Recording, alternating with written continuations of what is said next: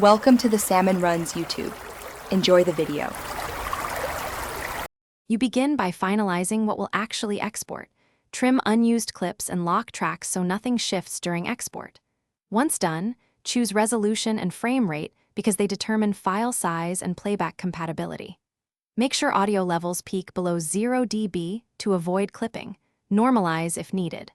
Also decide whether to use proxies for heavy 4K footage. They speed export, but require relinking to originals later. Now move to the export panel to set output container and file name.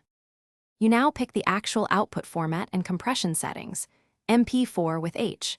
264 is usually best for web sharing because it balances quality and size. Then set bitrate. Higher bitrates preserve detail, lower bitrates shrink files, so for 1080p aim around 8 to 12 Mbps.